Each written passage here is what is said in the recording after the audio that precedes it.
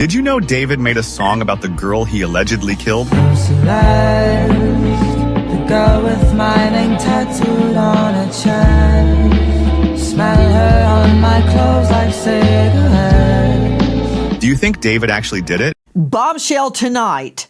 A star musician, multi-millionaire musician, D4VD, aka David Anthony Burke, watches while Celeste Rivas, 13, a little schoolgirl, 13, bleeds out in a hidden kiddie pool.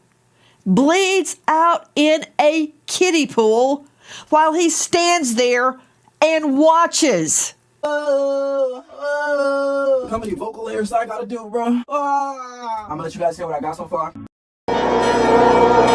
Where she died in the back of my mind. Like, I didn't kill her physically, but in the back of my mind, she died. This song would go extremely viral on TikTok, would eventually become multi-platinum, and launch him into fame. 1 month later, someone with the username Celeste messaged in David's Discord in August of 2022 saying that her parents are annoying and they won't let her go see him perform. He replies, "Don't worry, I'll fix it," which, if this was the victim, she would have been 11 years old at the time of this message. A few months later, in October of 2022, David asks for Celeste, and that same user replies, "Hi David, bark," seemingly excited to talk to him. She would have been 12 years old at the time. 1 year later, in October of 2023, David says he thinks girls his age are In December of 2023, a user in David's Discord takes a screenshot of what appears to be a live stream and asks David, "Who's the girl?" To which he replies, "You are a Fed," which basically means, "Why are you all up in my business?" Then again, if this was Celeste, who was not missing at this time, then he would be publicly hanging out with a 13-year-old. However, due to the low quality of this photo and half of her face being covered, it's hard to tell if this is actually Celeste. Plus, you will notice a trend of David always being around girls that look the same. There is also this photo that may have been taken around the same time, December of 2023, although we don't have an exact date, but David's hair matched that color.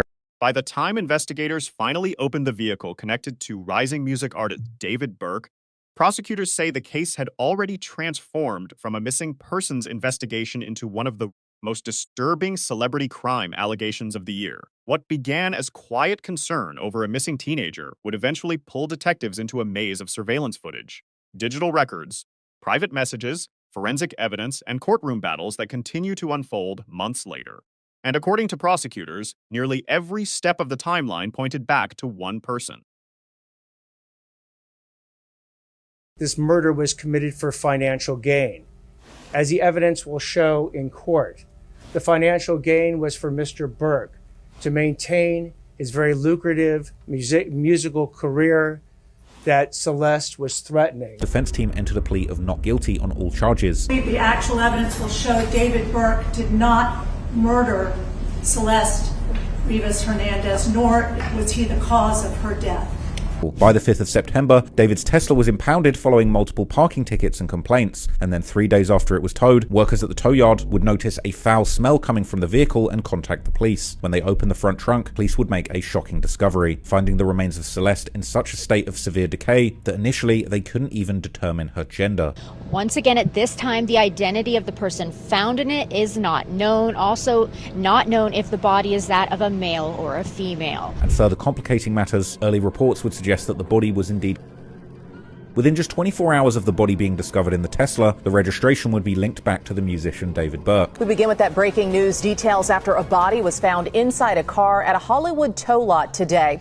There's no immediate information about the identity of the person found inside, but Eyewitness News has learned the 2023 Tesla is registered in Hempstead, Texas to multi-platinum artist and musician David Anthony Burke. After the singer's arrest, neighbors in the Hollywood Hills were surprised to learn David was living nearby. We never saw anyone like him. We never saw anyone going in or out of his house. We actually assumed no one was living there. All of our neighbors were kind of on a group chat, and we were like, this was kind of scary that we've been living around the corner from an accused murderer. One neighbor actually told me that he's relieved that there was an arrest because he said that there have often been parties at this home. I asked if he's heard parties here recently. He said it's an ongoing problem. One of the most heavily discussed parts of the prosecution's case involves online purchases allegedly connected to Burke in the weeks following Celeste's disappearance. Court documents claim investigators identified orders for tools, cleaning supplies, storage materials, and other items prosecutors believe were connected to concealment efforts after the alleged killing. Authorities also focused on activities surrounding Burke's residence. According to prosecutors, witnesses later described unusual odors coming from areas around the property and vehicle during the months after Celeste vanished. Investigators claim those observations later became relevant once forensic searches began. As the investigation expanded, law enforcement executed search warrants connected to Burke's Hollywood Hills property. According to court filings, forensic teams recovered biological evidence prosecutors say linked the residence directly to Celeste. The prosecution later described the evidence as a major turning point in the case. News of the discovery spread rapidly. Within hours, headlines across the country connected the rising music artist to a homicide investigation involving a missing teenage girl. Burke's attorneys have publicly stated that he did not murder Celeste Rivas Hernandez and continue challenging both the prosecution's timeline and interpretation of the evidence. The actual evidence will show David Burke did not murder Celeste Rivas Hernandez, nor was he the cause of her death. Still, prosecutors continued escalating the case. Burke was eventually charged with first-degree murder, along with additional allegations connected to Celeste's age and claims surrounding the handling of evidence after her disappearance. Special circumstance allegations were also added, potentially exposing Burke to the most severe penalties available under California law if convicted. Meanwhile, investigators continued examining evidence collected from multiple locations tied to the case. Authorities also reviewed communication between Burke and people within his personal and professional circles. Prosecutors allege several witnesses described unusual behavior in the weeks after Celeste disappeared, including explanations Burke allegedly gave regarding activity around the residence and vehicle. As hearings continued, another major development emerged. An autopsy report later ruled Celeste's death a homicide. Prosecutors used the findings to support their argument that the attack was intentional and planned.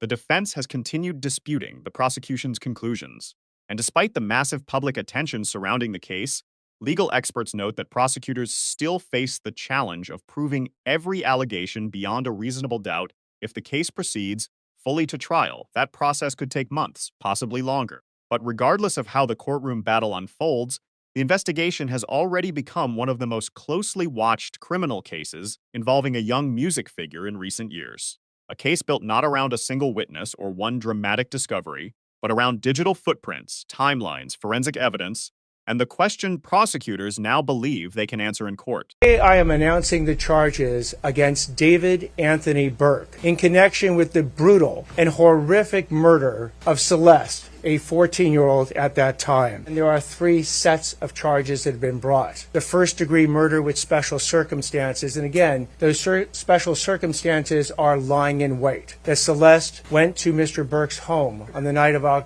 April 23, 2025, as alleged in the complaint, at his invitation, and again, was not heard from again.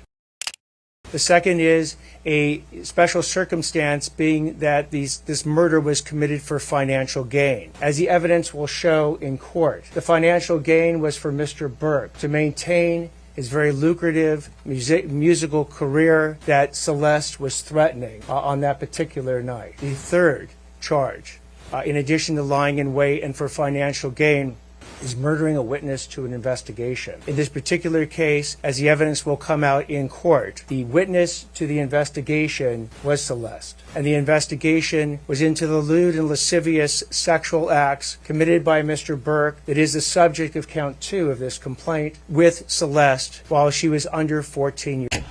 What really happened inside that Hollywood Hills residence on April 23, 2025? And can prosecutors ultimately prove it? As more hearings approach and additional evidence continues emerging, this story is far from over.